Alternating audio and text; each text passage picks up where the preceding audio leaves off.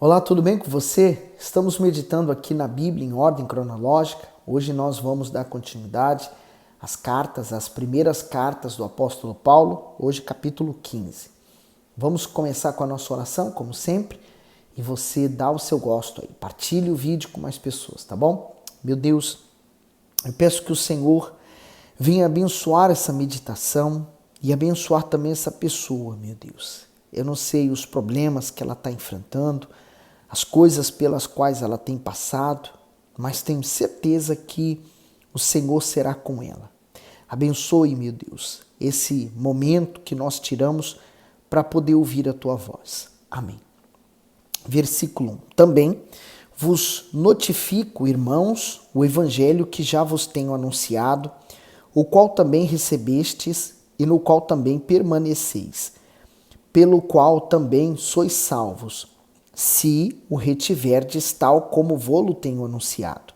Senão, que crestes em vão. O comentário, crestes em vão. A salvação depende do empenho do salvo em reter a palavra de Deus dentro de si.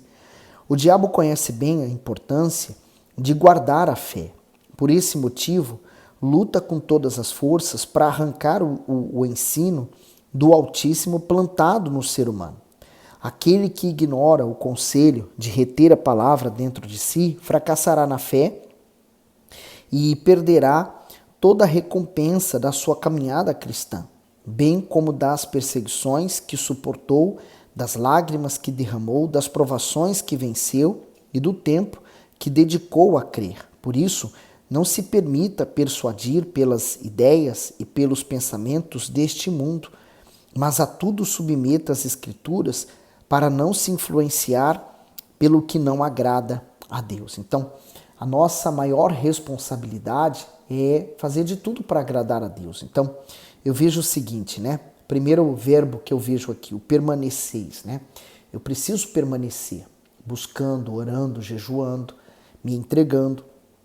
Ele fala, pelo qual também sois salvos, se retiverdes como tal vô-lo tenho anunciado. Quer dizer, nós temos ouvido a palavra de Deus. Então, é um dever meu, uma escolha minha, reter essas palavras e praticá-las.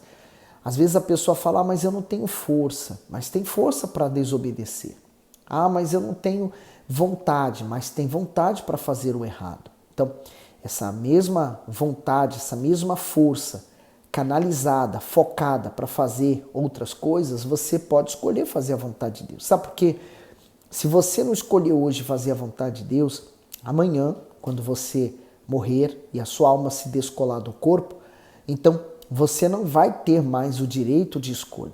E se você morreu sem a salvação, já era, fim da linha, e você não vai mais ter esse direito, né, de falar, mas eu não tenho vontade disso, eu não tenho vontade daquilo. A sua vontade será cortada. E vai prevalecer a dor, o sofrimento e o afastamento total de Deus. Então, você sacrifica hoje a sua vontade para amanhã desfrutar da alegria, da plenitude divina e da paz. Continuando no 3. Porque primeiramente vos entreguei o que também recebi, que Cristo morreu por nossos pecados, segundo as Escrituras. Então, é isso que é o mais importante do todo o cristianismo, saber que Cristo morreu por nós, ele derramou o seu sangue pagando um preço por nós, né? Às vezes a pessoa ela pensa assim, Deus é tão punitivo, Deus é tão mau, ele é tão cruel. Não, qual outro Deus morreu por você pagando uma conta, né? Pagando um pecado, pagando os seus erros? Nenhum, mas Jesus fez isso. E que foi sepultado e que ressuscitou o terceiro dia, segundo as Escrituras. E que foi visto por Cefas e depois pelos 12, depois foi visto uma vez por mais de 500 irmãos, dos quais vive ainda a maior parte, mas alguns já dormem também. Depois foi visto por Tiago, depois por todos os apóstolos. O comentário, ele vive, naquela época muitas pessoas testemunharam a ressurreição do Senhor Jesus, como os apóstolos e os membros da igreja primitiva. De uma só vez, mais de 500 pessoas ao mesmo tempo viram. Várias ainda eram vivas na época em que Paulo escreveu a carta aos Coríntios e podiam confirmar pessoalmente que contemplaram o Filho de Deus ressuscitando antes de ascender aos céus. A fé no Salvador não está apoiada em teoria ou em fantasias, mas em acontecimentos reais. Sua morte e sua ressurreição são verdades incontestáveis do Evangelho. O Senhor Jesus está vivo. E hoje, aqueles que vivem a fé na sua palavra se tornam suas testemunhas nesse mundo. Nós só podemos testemunhar a respeito de algo que vimos, que conhecemos. Então, você só pode testemunhar Jesus se você realmente o conheceu pessoalmente, né? É diferente, por exemplo, você ter conhecimento bíblico, né? Saber as coisas na teoria, outra coisa é você viver isso na prática. É como, por exemplo, você estudar engenharia, você estuda durante algum tempo, né, a teoria sobre a engenharia, outra coisa é você estar com as mãos nas obras, né? É você estar na prática vivendo aquilo. Então, são duas coisas, duas realidades diferentes. E por derradeiro de todos me apareceu também a mim, como a um nascido fora de tempo, porque eu sou o menor dos apóstolos, que não sou digno de ser chamado apóstolo, pois que persegui a igreja de Deus. O comentário do 8 e 9. Eu sou o menor dos apóstolos. Para muitos de nós, a vida, a obra, as renúncias e as perseguições tornam Paulo o maior dos apóstolos. Porém, ele não se considerava assim. Em seu íntimo, Paulo se sentia indigno do privilégio que tinha de pregar o evangelho, uma vez que resistiu ao Senhor e perseguiu cruelmente a sua igreja. Por isso, ele se colocava como o menor dos apóstolos. Ao se referir como nascido fora do tempo, ele quer dizer que não fez parte dos 12 apóstolos chamados e treinados pelo Mestre. Contudo, a experiência pessoal que o apóstolo teve com o Senhor Jesus, por meio do novo nascimento, o transformou profundamente e o capacitou para ser um referencial de fé.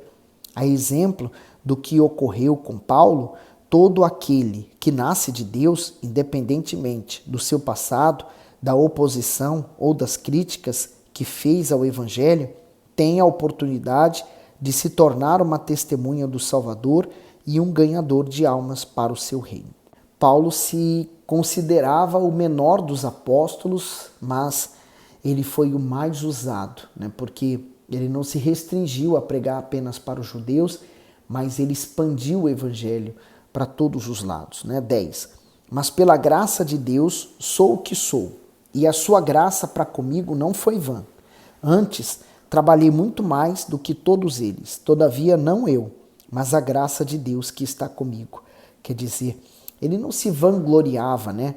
Mas ele falou assim, já que eu recebi essa graça, né, esse favor tão imerecido, então eu vou trabalhar mais.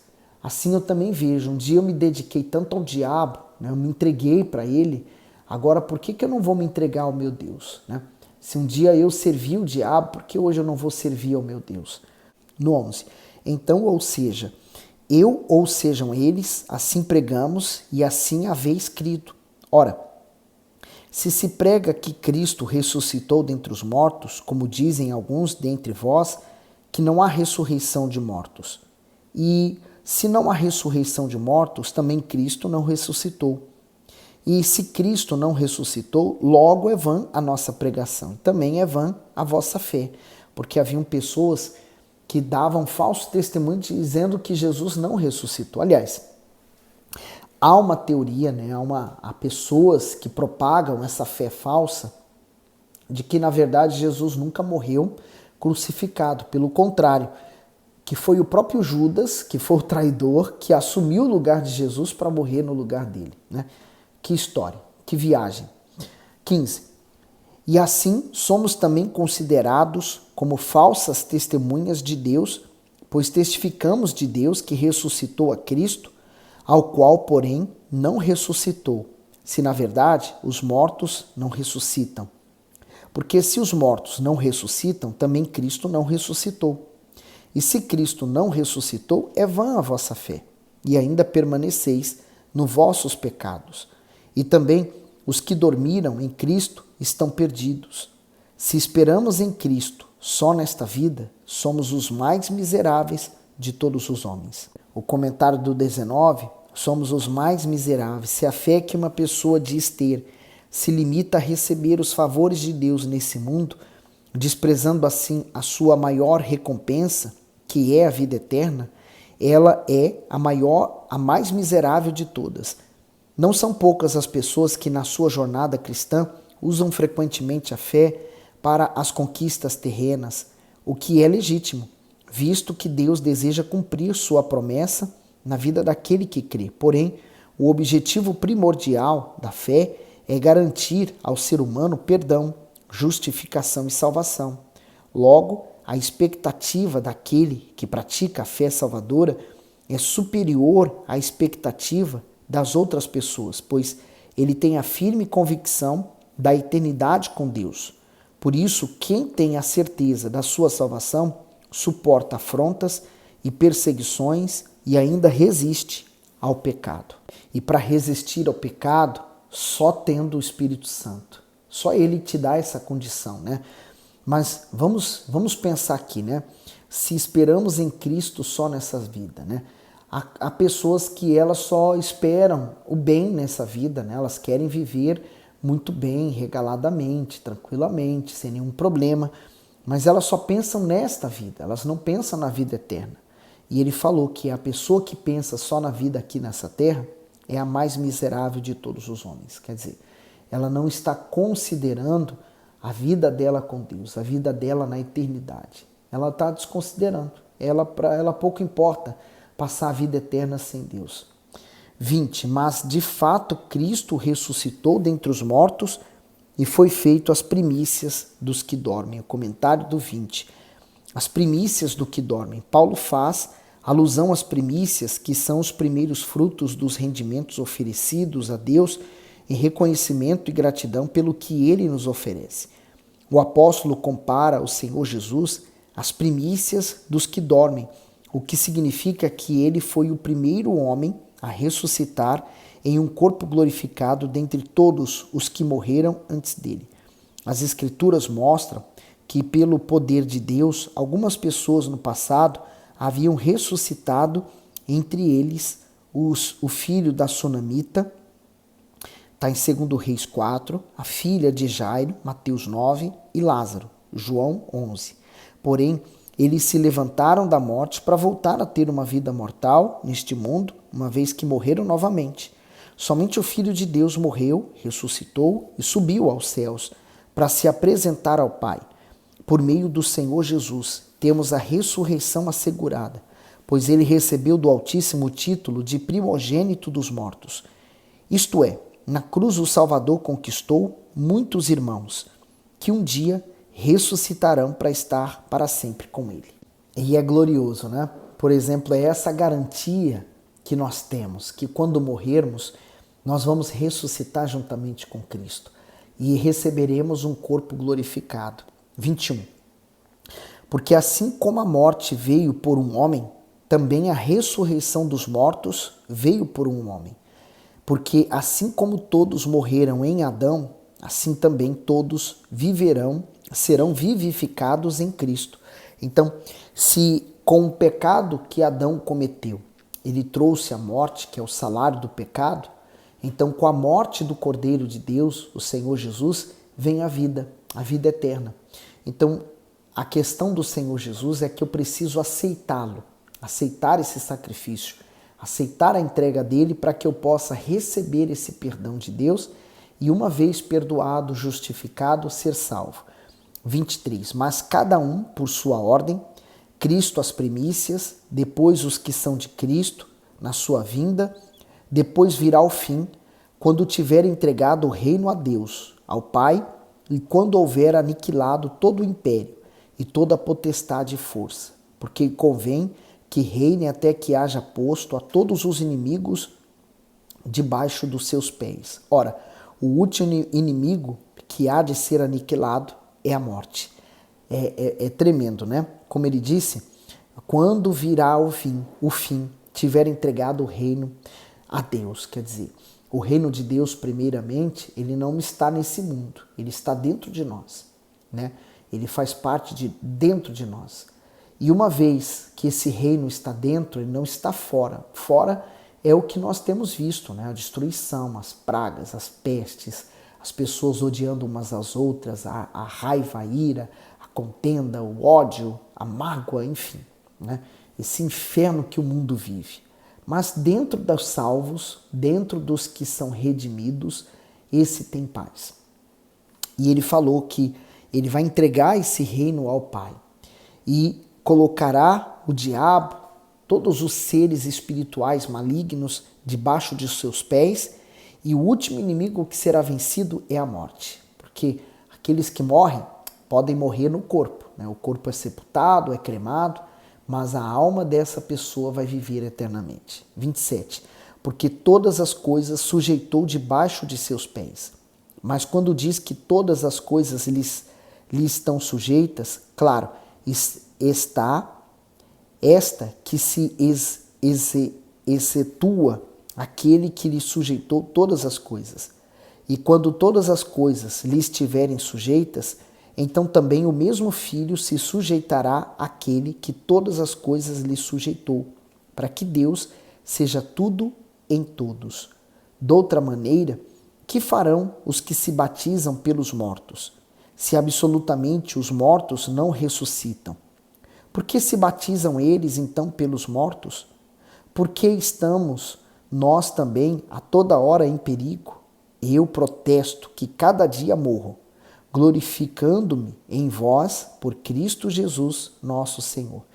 E olha, praticar isso é a coisa mais difícil. Vencer o diabo é fácil, mas morrer todos os dias para as nossas vontades é o mais difícil.